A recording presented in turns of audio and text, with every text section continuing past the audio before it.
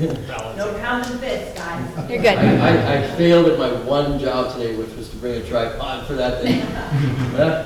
Not starting off very good. Okay, well, I will go ahead and call this workshop to order and ask that we stand for the Pledge of Allegiance.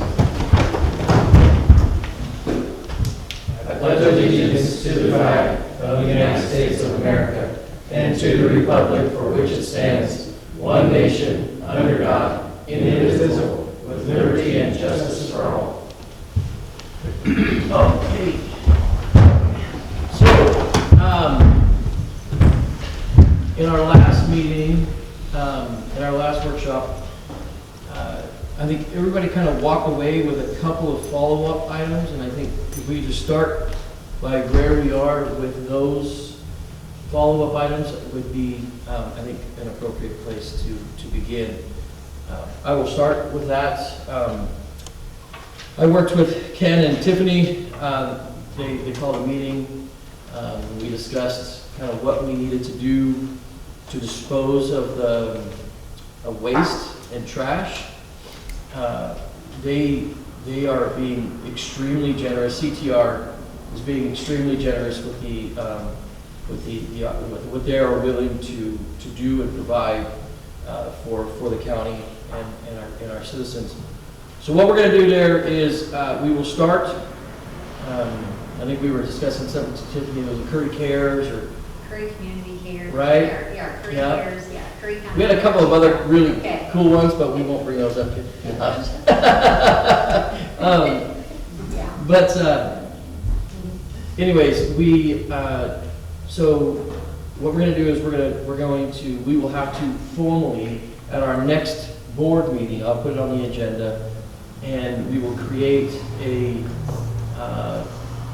Curry Cares Committee, a Curry Trash Collection Volunteer Committee, or it doesn't even need to be a committee. It's not a committee. It's just a program, right? And so it'll be a volunteer program where people will be able to fill out the volunteer application. And then what we do is we relay the names of the individuals who are signed up to CTR so that it is known that if they bring, if they do a trash collection event, that they're able to identify themselves, and CTR will then take the trash at no cost or low cost, depending on the severity of the trash. I mean, there are some camps that are, I mean, we're talking, it'll be, 20 yards of debris. We've had small ones that were 20 yards of debris. So, it's really going to be dependent upon that. But, I mean, just for, when there's locals who are interested and they go out and they do an event and it's not an overwhelming, then we will, then CTR will work with those individuals directly to ensure that trash is collected. Are we able to use the network of one bag at a time out of Gold Beach? This sounds like it's kind of that. It is. You have the volunteers sign up for I think that. it just adds a lot of muscle to whatever was going on previously. We just had one day at a time. They gave us a call, and they had a situation in Port Orford that was bad, and they went out and did work up in Port Orford, but they were very good about calling us and letting us know. So of course we allowed them to come in and bring and it was just like we said, 10 yards. No bigger than anybody anticipated, but they brought it in. Yeah, they smelled a lot of stuff. It's amazing. Yeah. So we're happy to work with them anytime. Okay, so the reason I bring that up is one of the things we struggle with in the situation in Harbor is we have lots of organizations that care and spend a lot of time down there working, but they're kind of like in little silos and nobody really knows what the left hand is doing to the right hand. And this is because of what we're doing here. We have the opportunity to melt the silo down, and this is an example of what we can do. You guys are the backbone of the muscle. Then you have the volunteers like Trey, Little John, and Christine from Gold Beach. They can do the north and be your arm up there, and we can have something like that equally as good down there. So what we would hope is get outfits like one bag at a time, Yep. to sign up with the county. And then we'll have one kind of volunteer database to make sure that CTR gets informed.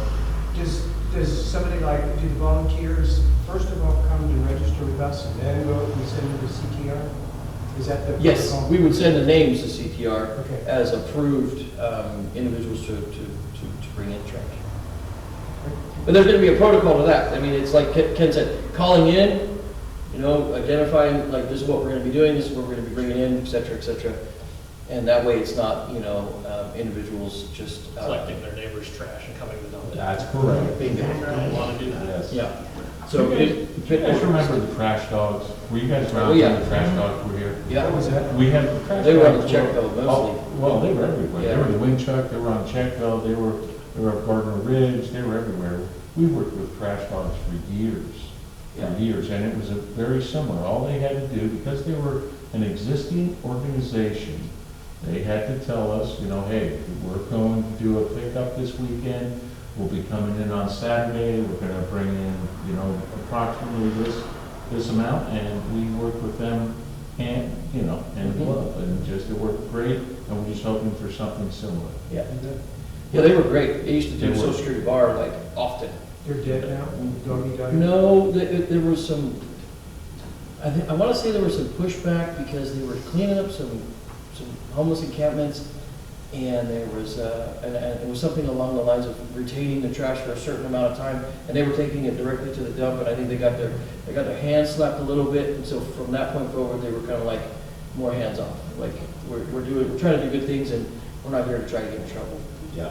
I think they that's- ran off a grant too, and that kind of went out. Okay. So, there was yeah. Great stuff. But, I mean, I'm sure a lot of the parties are very interested. I mean, I know that, oh gosh, what's her name? She does those giant cleanups upriver. Oh, April Heppenstall. She's very interested in hitting up some South County work. But they're the one, I mean, they go upriver and they'll do massive cleanup with like multiple RVs. They get excavators. I mean, some of the cleanups they've done are awesome. And we've worked, the last two that she's done, CCR's worked with her, and we accommodated her on weekends and dropped a couple roll-up boxes off Mount Emily, so, yeah. I think the one they did was like 100 and some yards of trash. It was crazy. That- It wasn't I don't remember quite being that, that it was much, quite but that big, but it was big. We had 60 yards in roll-offs, and then the stuff that they they brought brought in, in. yeah, by their. So there had to be a good 80 yards. Plus the RVs that they Oh. compacted down and took to Wes's, I think. Mhm. Yeah. It was a big deal. It was a huge community event. There was a lot of community pride out there. There was. That was an incredible. And Jay, the one thing too, for you guys, by having like the designated people bringing the trash in, you know, who are allowed to dump, we'll be able to track that in that system that we were talking about. We'll be able to know, you know, how many tons or yards were brought in. Yeah. And we'll be able to relay that information back to you guys, you know, as well as for us. Sure. So, Okay. That's great community feedback. yeah. So that's kind of where we got with ours. Who wants to go next?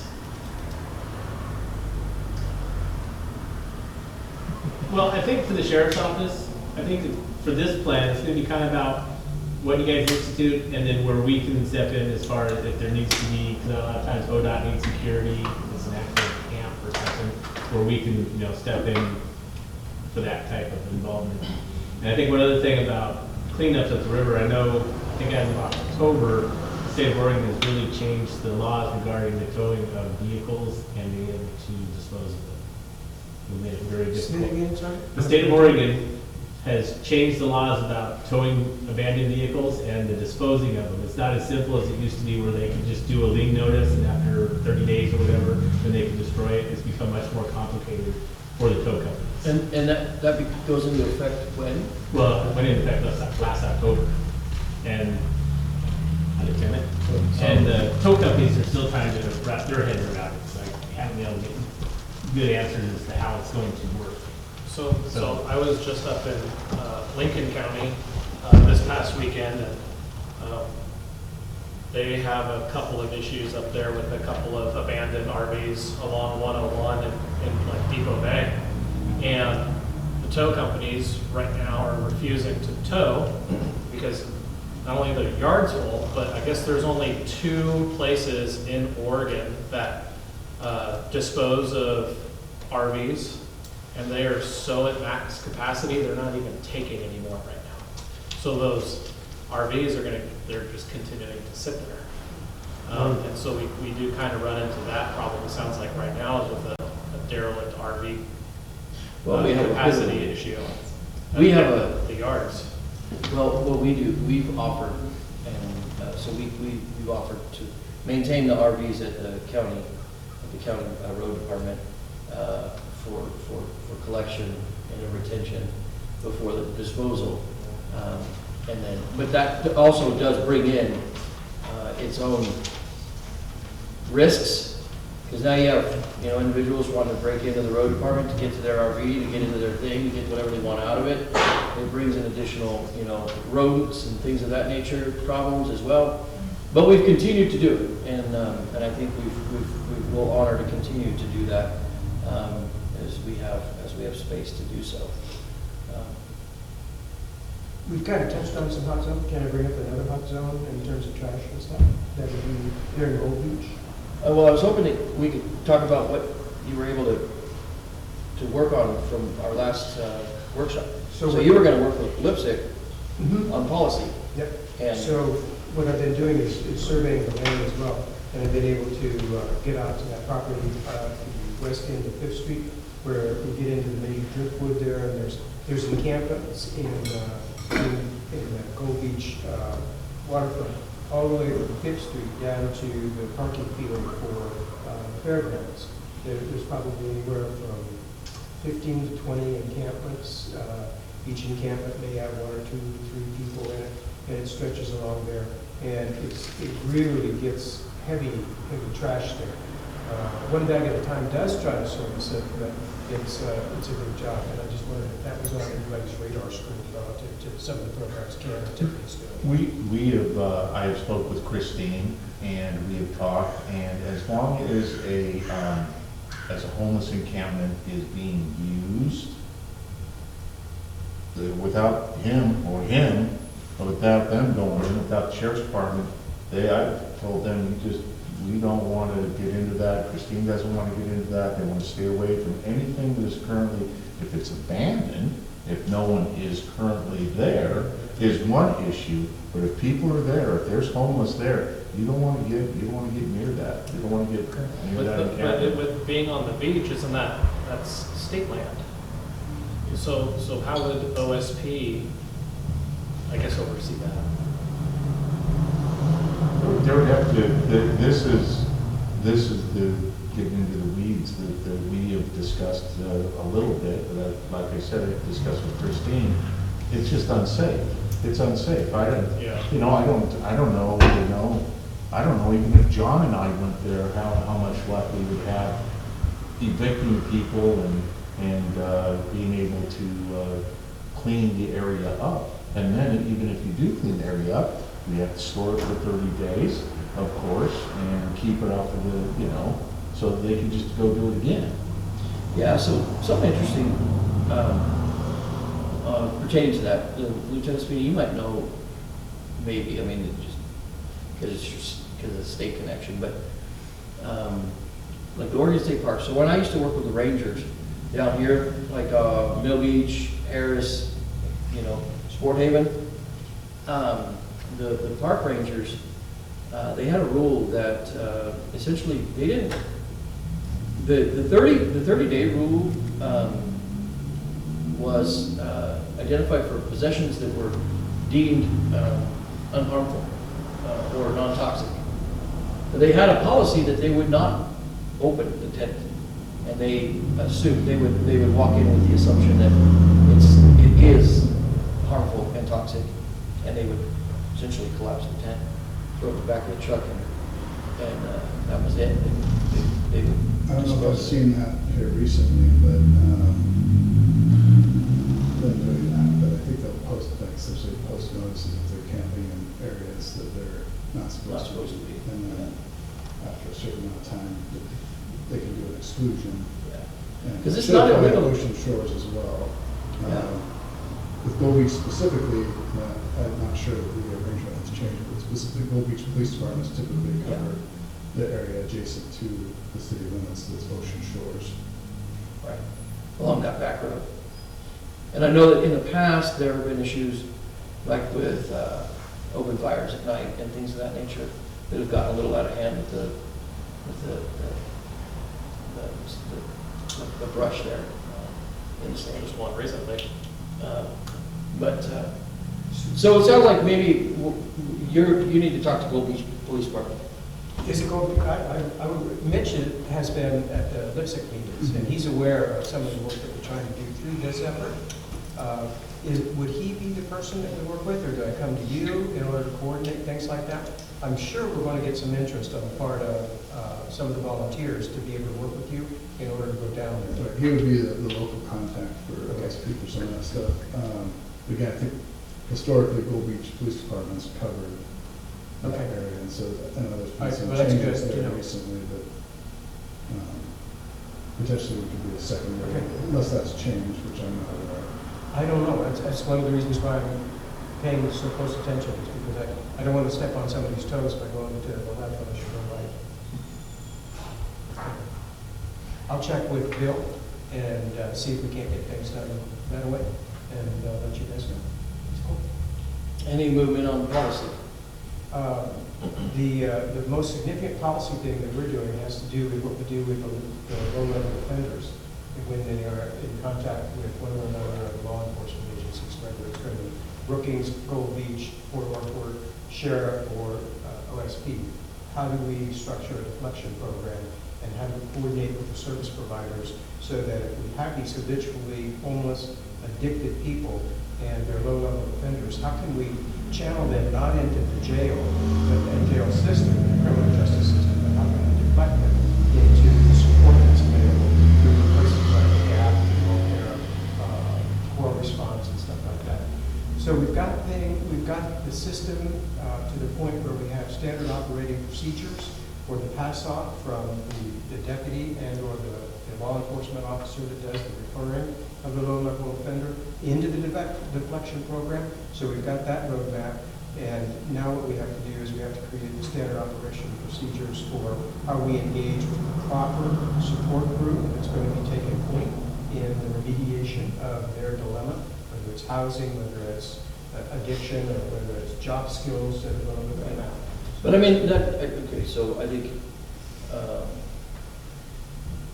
that's, in my opinion, that's tiered 2 or 3 tiers down. Right now, we're looking at just accountability. We don't. Who needs to be accountable for what? Who, when you say we're looking for accountability, what? That's what that program does, is it holds these offenders, low-level offenders, accountable for their actions, but outside the criminal justice system. So what kind of accountability would you want to see? Just accountability. Period. Accountability. That's you break the law, you be accountable to the law. Of course. So and part of this deflection is that once the law enforcement agent defers it to the deflection support team who's delivering the social services, there is a program that can be anywhere from 90 days down to 30 days, down to 10 days, depending on what the offense is and what the problem is that the person's facing. And if they don't stand up and do their program, it's automatically referred back to the law enforcement agent, who then takes it into the DA and they start prosecution. Well aware of what deflection is. The more accountability. I guess the point that I'm trying to make is, number one, I think that what needs to be identified is do we have the service infrastructure to run a deflection program? Number two, when we're talking about people with severe mental health addiction and mental health issues and addiction, a lot of times it's going to require residential care. We don't offer that. No, we don't. It's a big stumbling block too for our So, progress.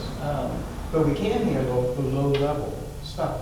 And so rather than go after the things we can't handle, we are seeking out those opportunities where we can bring them into the reflection program and provide some care and lift them up out of that habit that they've got living on the beach, for instance. I don't think that of the providers that I've talked to, there are none that feel that developing a residential program in Curry County could receive the funding necessary and the participation necessary because our population is so low.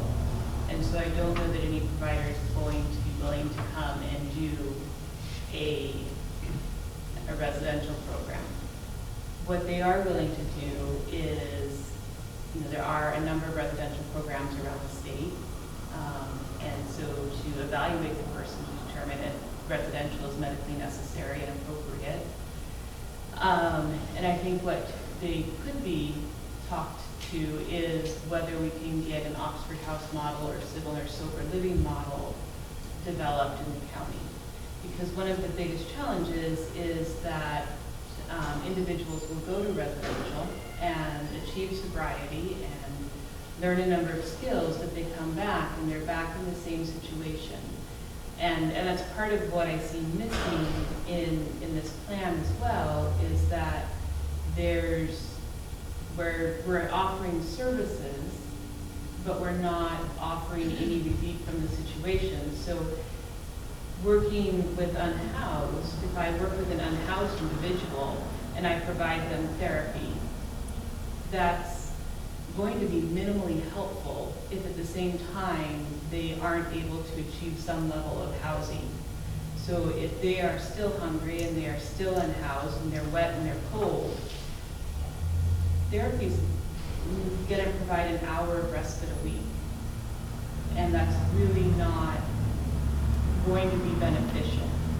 And so in order to develop a program that's going to be helpful, there need to be housing options. And I think law enforcement, if I understood correctly last time we met, said we can't ticket people if we can't offer them some level of service.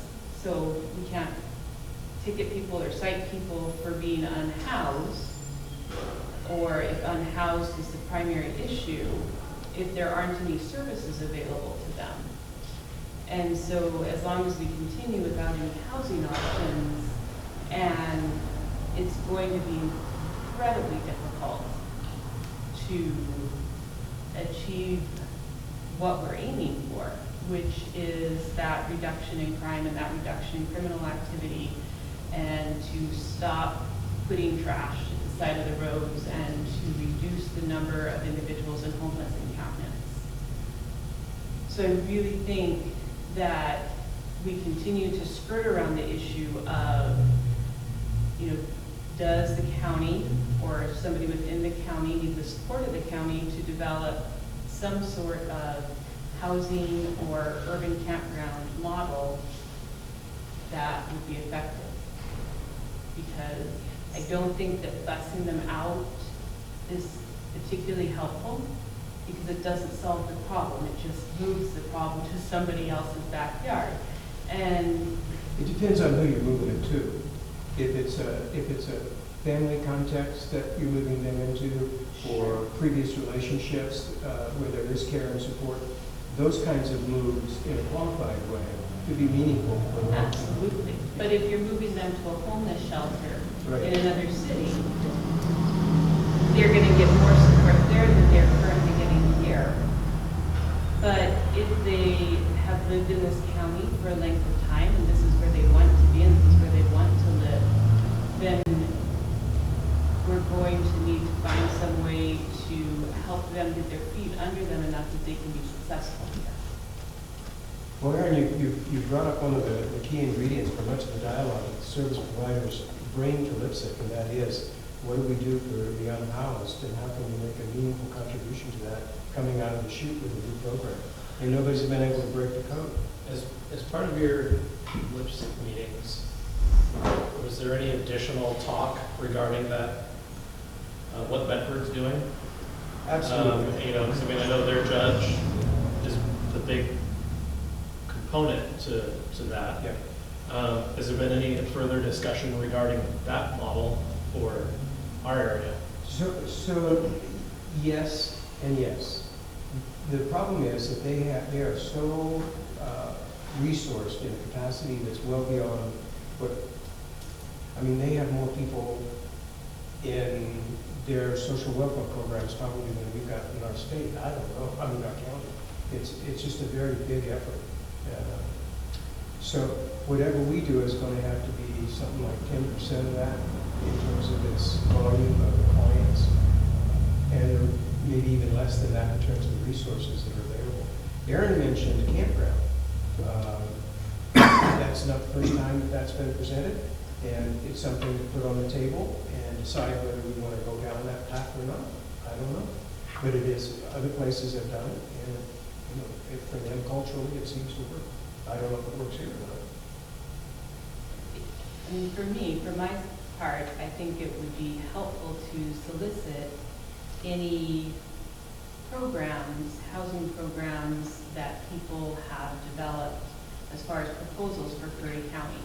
So if CORE or St. Tim's or DACT or any of the other community-based organizations have a proposal that they feel would be a possibility, or the housing authority, then it would be helpful to know what those look like.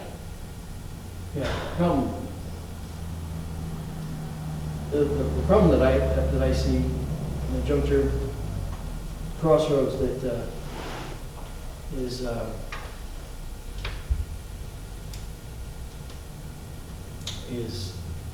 the dilemma between, is it a housing issue or is it a mental health and addictions issue?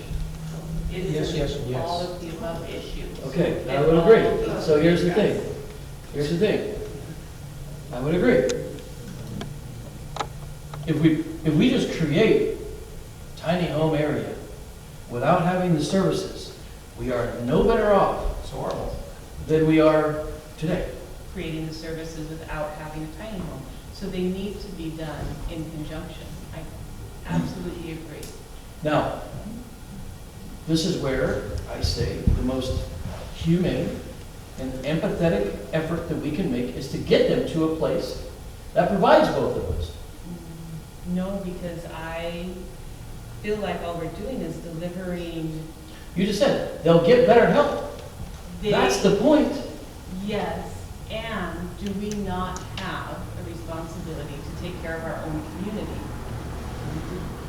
No, not as you've contexted. What we are obligated to is to get them help. And the best way to get that within the context of time at this moment is to put them in a car and take them to a neighboring county where we have a relationship with and can get them wrapped in some TLC for the period of So are time. we going Because, to I mean, I would help say, the same argument is this. So are we going to help fund the neighboring county? If, That's negotiable. I'm sorry, I keep pulling it up. no, you're fine. But I mean, I would take the same stance as the juvenile director. If I had a child that needed residential addictive care, right? And we don't offer it, I don't just say, oh, sorry, Johnny, you're not going to get service. Right? Okay. It's the same. It's not different. Except that we pay for the person to go to residential services in that other county. Versus if we bus people to other counties and drop them off at shelters there, then we're not paying for those services. And so when we send an individual to a residential treatment facility somewhere else, that's paid for. So is it more humane to just let what's happening now continue? No, I think that's why we're all here. I Right, think we're looking but for we don't have solutions. an answer for tomorrow, Aaron. We don't have an answer for next week. Right, but Which, that's what we're here and days for. matter. Days do matter. So if we're talking about actually assisting these individuals in getting them help tomorrow, next week, this month, We have to be able to have an outlet that does that. Now, we can continue to discuss how we're gonna create a strategic, long-term plan. But this is a short-term discussion right now, because it's immediate, because it's right now. So then, if we want to offer, because we can't just force people into a car and ship them off. They have free will, they are their own human. So if we offer that and they choose not to accept that, then is the next step that law enforcement becomes involved?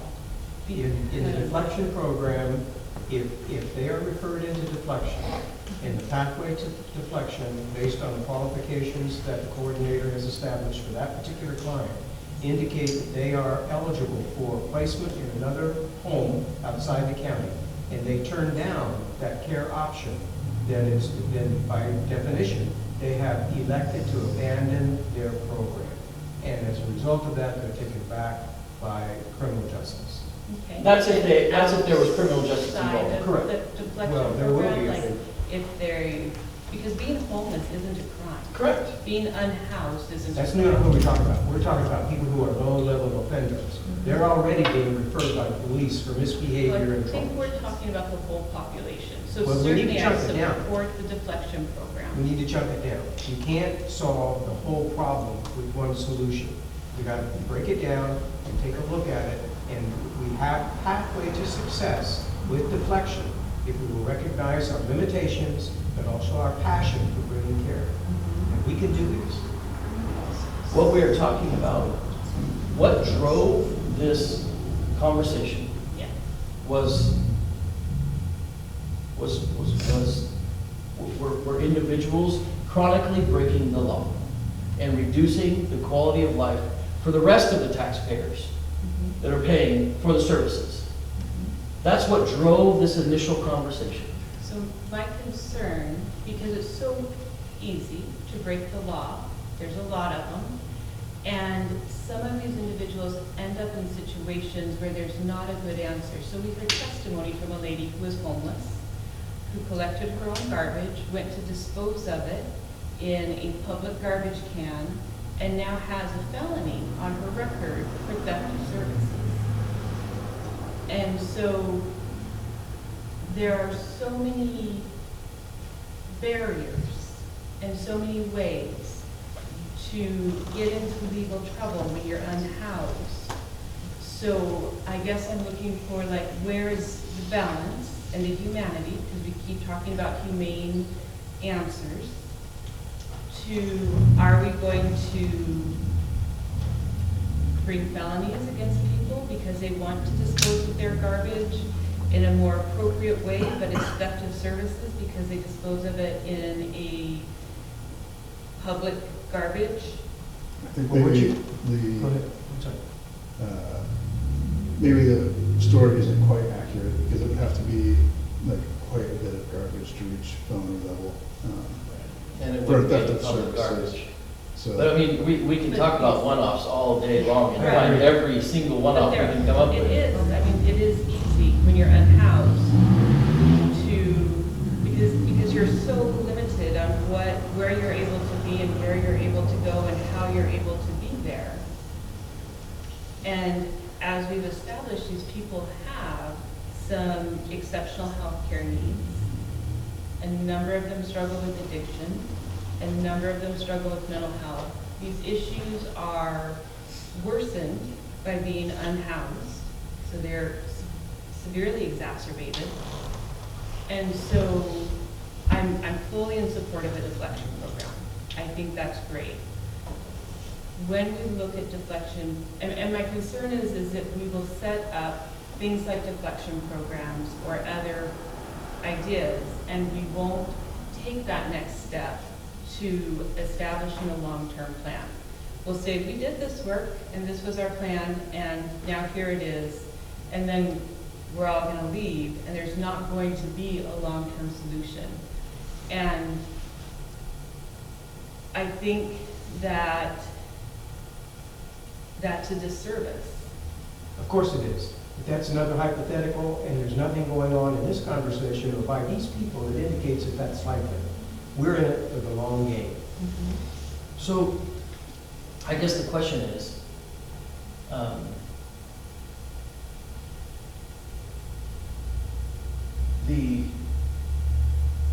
the current funding to address a lot of this through the organizations you mentioned earlier are coming from you two. There is a chunk of it through the CCOs, yes.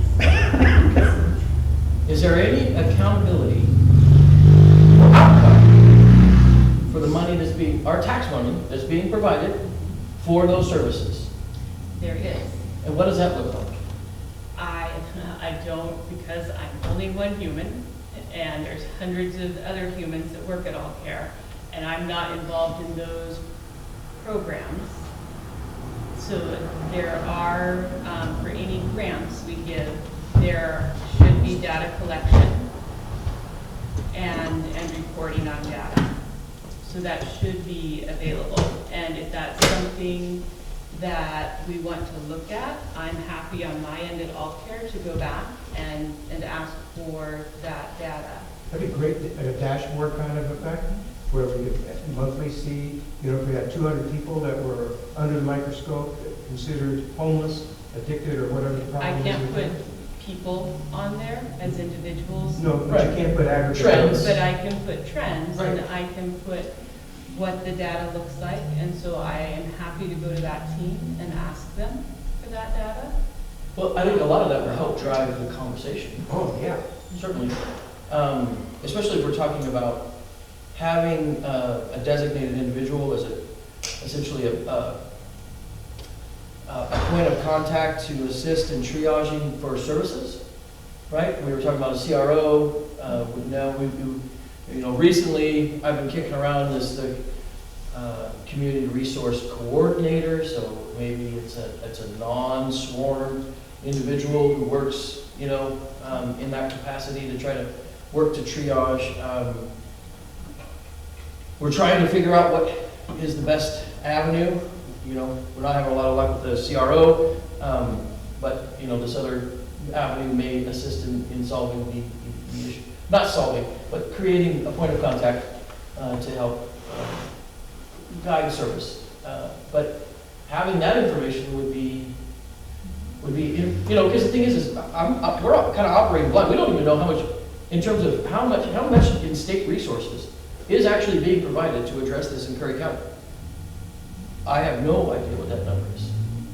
And we should, if we're going to talk about addressing it. Because we have entities who are providing free service. But if we're paying entities, incredible amounts of money, I don't know. I don't know what those dollars look like, but I know that they're not being paid by the clients, they're being paid by the state, which is paid by our tax dollars. It would be good to know what those services entail and what is being monitored to ensure those services are being rendered. I would be happy, and Sam, I don't know if you can as well, but I would be happy to go find some data. I know from the behavioral health perspective, the data that I collect, so I'm happy to share how many individuals ADAPT is treating per month, and how many services they're providing per month in Curry. So that type of data, and keeping in mind that that is strictly for the All Care membership. Right.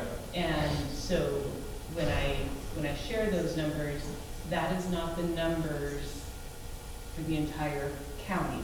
That's strictly for the All Care membership, which is, I think, about 4,000 people in Curry County. Okay. Would there be any other measurable data on that?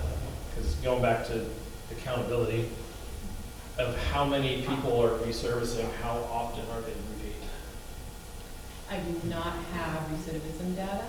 I can ask ADAPT if they have recidivism data, and if that's something that they track. But I am more, from my perspective, I'm more interested in, can people get into services? How long does it take to get into services? And once they're in services, how frequently are they able to be seen? Okay. And that is measurement of process. That is not measurement of output. You are very correct. It is not an outcome measure. That's correct. And what we're looking for is an ingredient that says, not only do we have measurements of process, but we have output metrics that say the efficacy, the working nature of this system actually produces help. And I did read that in the proposal, and I do think some of the outcome measures are great, measuring, the calls to law enforcement and whether or not that goes down, and the number of individuals in homeless encampments. So would your data include HIV Alliance, CORE, et cetera? If they receive grants from us, Okay. I can ask for that data. If they don't receive grants from us Then you for have Curry County, then I won't have that. Right, of course. And is that the same with you, Sam? Yeah, if we had grants with them. Okay. Well, that would be incredible starting points, right? I mean, because if we can't identify our actual service levels, it's hard to say that we can increase them. Mhm. Because if ADAPT is already, if they're stating, hey, we're at capacity, we are not taking on new clients, we can only take on 3 new clients a week, and it's 9 months out, or however it may look, that does not bode well for individuals that we need to find treatment for. Correct. And as far as I know, ADAPT isn't saying that. They are taking on individuals, and they've also developed a housing liaison position Good. to assist with housing. So I do think that they are looking at what are the community needs and how do they build positions around that. Yeah. Well, I mean, that's, when you talk about barriers, I mean, literally housing costs is one of the greatest barriers we're gonna face. I mean, our, people here who have multiple jobs, struggle with housing. And so, that's yeah. So would you have any data on how many folks that have received treatment have moved into like employment and self-sufficiency? I have data on that specifically for the supported employment program. So ADAPT runs a supported employment program, and so that I have data on. I don't have data on that for everyone. Right, like But, intake to aftercare. yeah, but specific to supported employment, I can get that data. I don't have data on recidivism for the SUD, the substance use disorder program. Recidivism is common in addiction. Relapse is part of recovery. And so that is something that most people will struggle with. They will quit multiple times before they're able to maintain their abstinence. Now, this isn't gonna be this is not a popular statement, but I do think it's a real one. I know it was for my family, that, and as when you ran Career Community Health, the majority of the individuals that were in the addiction programs were court ordered. 99%. 99%. Not very many people show up and volunteer to get into addiction programs. Very true. And once 110 happened, those numbers essentially they went away. But I would say this. I know there's a lot of effort and work to put into deflection, all these other things. But there's the stigma that law enforcement contact is negative. And I don't believe that stigma to be true. I believe that law enforcement contact can save a person's life.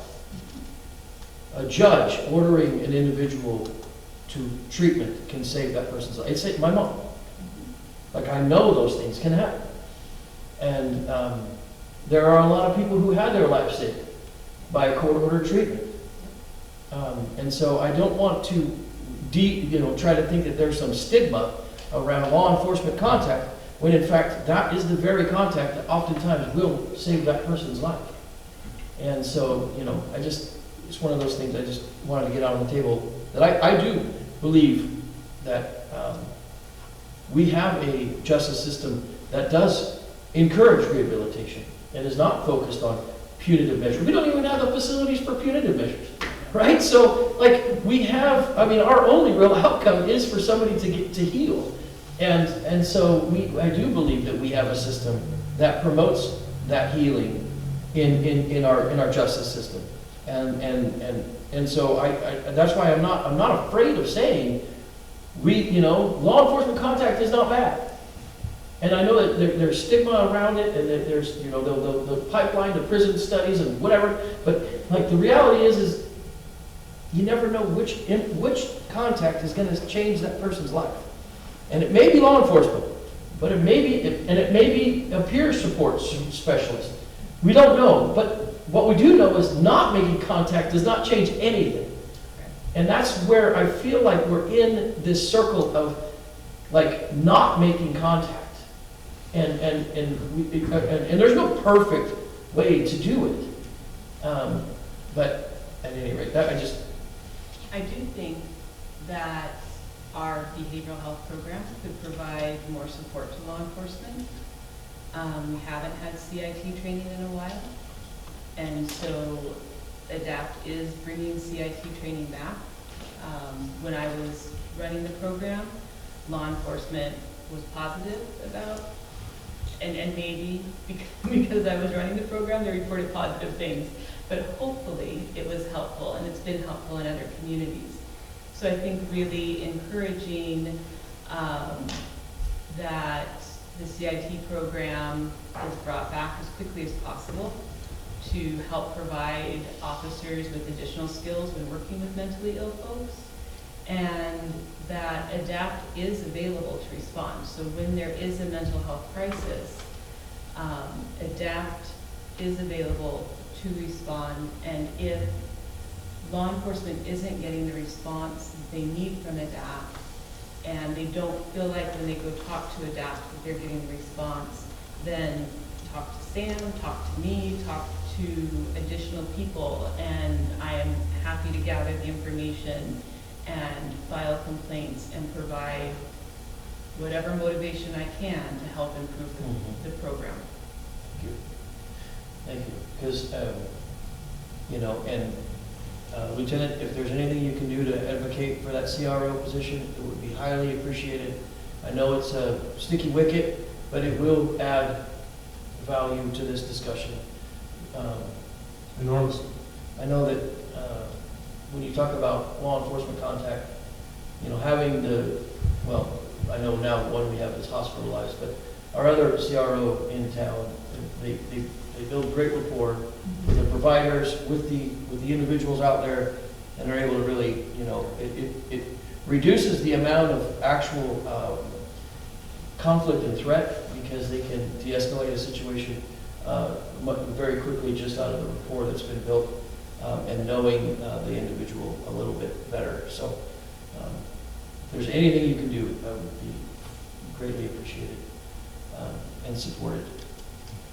Regarding the deflection program, I think each of the members of the lipstick team, the subgroup that's doing that, they would say I was remiss by not stating your imagination relative to the caseload that we actually intend to produce in the first year. And we're looking at 5 to maximum 10 individuals that could possibly be handled by the deflection program that's started in that first 12-month period. So pretty bite-sized. What else? Scott, did you have anything? No, really. We keep I- garbage. Hey, I mean, that's really what we do in the, in this circle, so. it's been noticeable. Perfect. So thank you. Thank you. So The much. postings and Lieutenant, I don't know if you're the one helping to enforce, but or either lieutenants, but your efforts have been absolutely noticeable. Thank you. And yes, if we're there, state police is there, and they've been a tremendous help. We couldn't do it without them. Right. So You wouldn't want to. No. Anecdotally, I've been in Brookings. People have been down there, they know who I am because I was part of the town hall meeting and stuff like that. They have come up and hugged me because they're from Harbor and they noticed the difference. And they say, thank you. I didn't pick up anything. That's really awesome. Good, good. Yeah. No, the efforts definitely noticed by the community. by all parties, so thank you. Sam, you have anything? I don't, actually. Okay. Just happy to be here. We're happy you guys are here, I'll tell you. Honestly, because this conversation doesn't happen without you two at the table. I mean, it's the service portion of this. I mean, we can all talk about accountability all we want, and setting policy and, et cetera, but, without you guys at the table, it becomes a real, one-directional discussion, so thank you. You have anything to add, Aaron? I think I've added my piece for tonight. You sure? Yeah.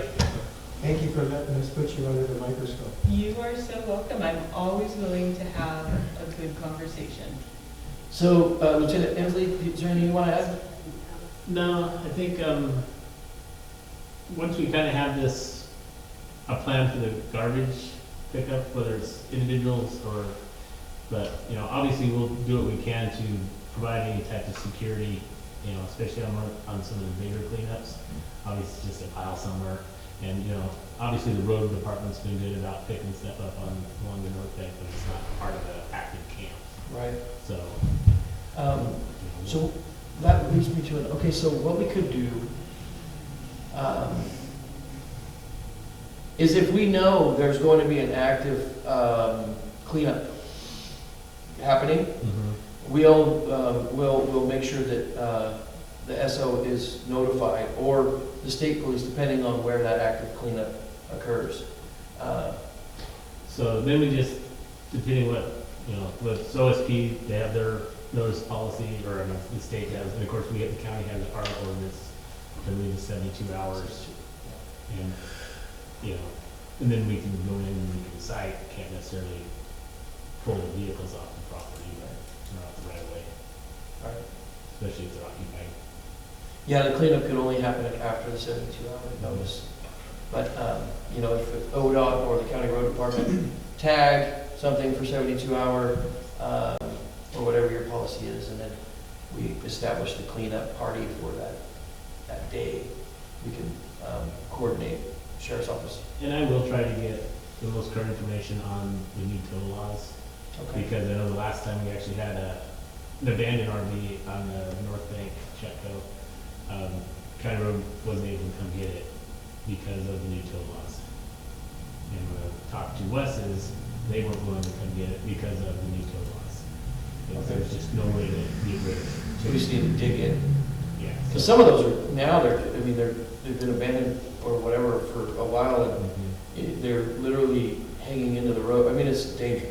Right, and it's not that maybe the county couldn't tow it and secure it in our yard, but the laws behind the destruction of it have become much more complex.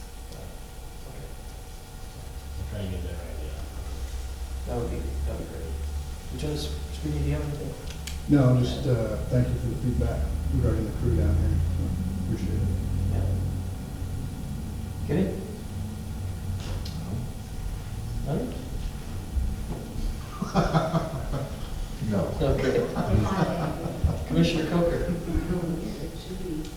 On that particular topic, I think I said enough. Okay. Commissioner Hollander? Yeah, well, thanks everybody for being here. I'm kind of in the same mindset that Commissioner Trost is in. A little bit of enforcement to help people is empathetic. And I think a little bit of tough love goes a long way in this. And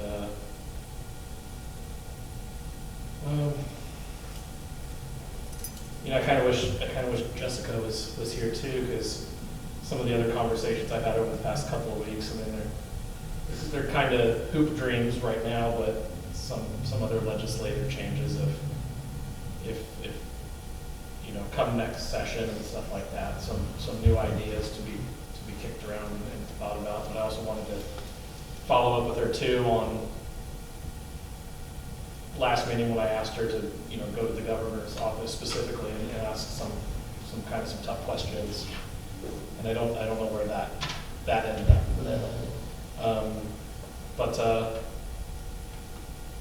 you know, we'll see. I mean, there's a lot of balls in there, there's a lot of moving pieces. But, you know, I kind of agree with a bit of a tougher stance just because both the lieutenants and their teams, I feel like they chase around a lot of the same people who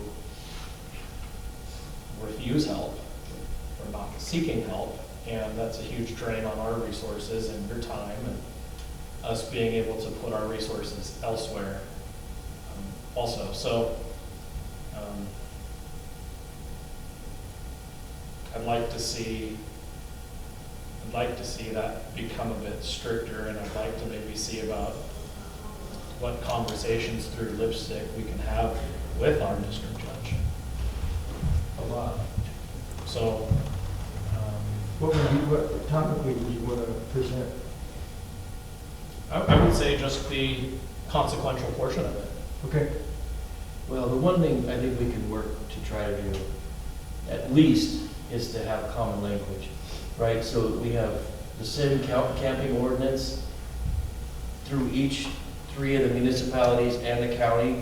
We have a very consistent camping ordinance so that it doesn't matter what color your uniform is, that you can still enforce. It's going to be a similar rule if it's on this side of the bridge or if on that side of the bridge, regardless of what bridge it is, right? So that we can, that would be, I think, and it would be helpful to individuals as well. So they're not trying to have to figure out which, I can't do this here, I can't do that. You know, it becomes, we can actually create the pamphlets, say these are our camping ordinance countywide, regardless of what city you're in, regardless of what county you're in, or regardless if you're in the county or in the city, here are the rules. So you're not having to play, ping pong essentially with your rule making. And would that be each jurisdiction just mirror the language, or the Yeah. would have an ordinance that covers every area of the county? Well, I think we would have to have mirrored language. I think we don't want to take away or, restrict local law abilities, right? And so we would try to just come to a consensus. If it happened in Lipstick, that would probably be the most appropriate place. And then that consensus language comes back to each entity for us to vote on and adopt. That might be the cleanest way to get that accomplished. Camping law? Camping ordinance. Mm-hmm. They're already very, very close, but there are they do differentiate a little. So that'd be one thing, that just makes things a little easier to enforce. So I looked at this a little while ago, just the way the county ordinances are written, and the way I interpreted it, like the state police cannot enforce county ordinances the way Curry counties are written. So, if you wanted support in some way from the state police for enforcing a county camping ordinance, there would need to be a little bit of a rewrite of the. It'd have to be closer to the state.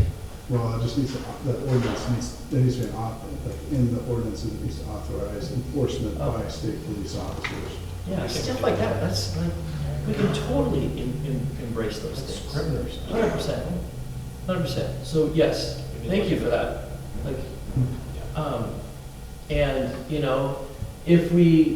I know we haven't had an active homeward bound program, which I know that's a super tacky, stick label. However, I do know that, it is a vital tool in the arsenal of addressing this issue, of getting these folks to a place where they have supports, right? Where their protective factors are better than their risk factors, hopefully, right? And so, I do believe that the county is prepared to put together a transportation program, for lack of a better term, a transportation program. We have some retired Curry Transit vehicles. Because again, if you send someone to sub residential, they're gone for 30 to 90 days and they come back, and the sub residential provider is paid for that time. So if we are going to suggest that people leave the county because we don't have the services to support them, and we're sending them to another county to get those services, are we partnering with that county and providing them with the support to provide services to these individuals? I think it all depends on, if we're sending them to a place that can provide supports and services, or if we're sending them to family members who can assist in getting them Absolutely. better help. So I think it would be different either which way. One thing I do know is that just this, a couple months ago, 6 panel vans dropped off 36 individuals right on the Winchuck, right out of Portland, and they didn't come with vouchers for assistance and service. I know, and I know how much Okay. we appreciate that, and I know how much we enjoy that, so doing that to someone else is not on the top of the list of things to do. We would never do that like in that form. It would be a matter, it would be coordinated, it would be communicated, it would be in the person's best interest, not in trying to just redo a statistic in some urban area to show that you're making progress by moving people to rural Oregon. No, that's not what we would do. And it would be done in collaboration and agreement with whomever's receiving. Yes, the that would be the whole point. individual. Okay, Yeah, no, we're not doing midnight drop-offs like what's happening to us. good. Because No. I think that's important, and not just for being a decent human, but also in order for these people to be successful, if they're dumped somewhere, then who's ever receiving them is going to have a hard time receiving them warmly. No, the goal would be is that if we have this point of contact person, they're able to then work to find the appropriate place. But then they would also be able to share the information, they'd be able to share the risk factors, they'd be able to share some information that would allow that individual to have a good handoff to service, as opposed to, what's actually occurring here. So if this is a temporary fix, because you want to talk about today, and I want to talk about tomorrow, so if this is a temporary fix, then, No, I think it just needs to be part of the arsenal. okay. I think it just needs to be part of what we can If offer. this is part of the arsenal, then when do we start discussing housing? Because that also needs to be part of the arsenal. I don't think the discussion of housing ever goes away. Yeah. Certainly, it doesn't go away from Lipstick. We just had Matt on our last meeting in February, or March, it was our March meeting. And I think each of the Lipstick members are sensitive to the fact that we have that issue relative to the placement of books. But they also are equally frustrated, as you are and I am, that there isn't an end in sight relative to how to solve this problem. I mean, the housing discussion will take monumental steps forward when the governor and the state allow us to rezone certain areas to actually put in housing. That's our biggest barrier, is zoning. I mean, we've exceeded our buildable land. 4% of Curry County is buildable. 4%. And we've maxed it out. But we have buildable land. We have the opportunity to actually put in housing units. But they're not zoned to do so. And if the state wants to get serious about housing, then they're going to allow local flexibility for us to be able to do that. Pure and simple. Is that what you asked Jessica to do, Pat? Is she looking at that? I mean, that's all kind of part of the legislative talk. Okay. Have you talked with the CCO lobbyists about getting additional support as well? No. Because I would think, as long as it looks reasonable to the CCO, that we spend a lot of time lobbying and working within the state legislature, that we would be happy to support that, again, as long as it looks reasonable. And Can I follow up with you on that? Absolutely. I'll do it directly. Thank You know, that would be great. And I'll follow up to the other side of that. It's the Association of Counties is partnering with the Ford Family Foundation to work with all of the individual counties as well on lobbying for rezoning for local jurisdictions. Okay. So I'll follow up with the executive director at AOC too and see where that conversation's also going. Because if there's a way for you to be able to join that conversation as well, that would be very beneficial. Or the CCO lobbyist, I should say. Probably that person. She's more eloquent than I am. Okay, well, thank you all. You got something, Lieutenant? I was just curious, is there money that you have access to for building units or participating in building units for housing? Not the Not- CCOs. The CCOs, like, a lot of our money has to be put into service delivery. And so brick and mortar doesn't equal service delivery, so we're not able to often invest in that. Every once in a blue moon, the state will give us CARE dollars or share dollars that allows us to invest some in brick and mortar, and they did that 3 years ago about. And so, we invested in things like Wally's House and supporting Wally's House in obtaining that additional building and remodeling, and items like that. There are a lot of other grants that do allow support for brick and mortar and building, and so the community-based organizations know a lot more about that than I do. But I think the main thing is having them at the table, Lieutenant, could actually help us, steer us to get to the conversations with the people we need to talk to about those things. And you have the organizations such as the Housing Authority, Right. where that's at Matt and come and talk to you. They do have the money for those. That's where, statewide, that's where the money gets funneled to, is that Housing Authority for the transitional housing, for the supported housing, for all of those other things we discussed. And he's looking for a place in Curry County. Absolutely.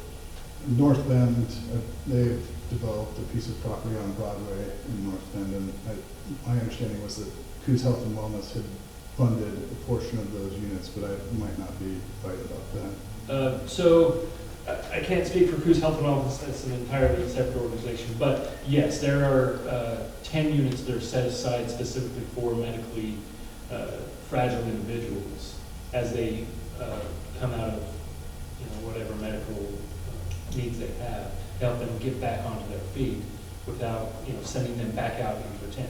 But when that comes online in the latter part of this year, that'll be 10 units. All right, well, thank you all again, and Julie, thank you for allowing us to use your space today for this meeting. This was the best meeting venue we've had so far. This is perfect, so thank you. So to be continued, we want to continue the conversation, right? I think one of the follow-ups outside of the trash program for me will be the transit program and seeing what that transit program looks like. And if it's going to require, what will be required on our end to work on a Curry Cares transit program to get, individuals to places where they can receive appropriate services or at least be reunited with others that could help provide protective factors for them. And you'll see if you can find any of the data. Yes, I will go on a data dive. Yeah, you're the best. Thank you, guys. I'll follow up with Jessica, and I'll follow up with AOC and Ward Family regarding the rezoning effort. Okay. So, CRT's perspectives, you're okay with where we are at this point? And any comments that you want to add? I mean, it's just that from our perspective, it's just very important that we have the individuals that are going to be bringing the dump trailers, bringing the trailers with trash, that we have their names, because if they're not on the list, Yeah. again, we can't have every Tom, Dick, and Harry come and bring in saying, hey, we're working with the county on cleaning up a homeless camp, because that will happen. Yeah, So, of course we will. yeah. Okay. Thank you, guys. All right, we'll go ahead and adjourn. Thank you.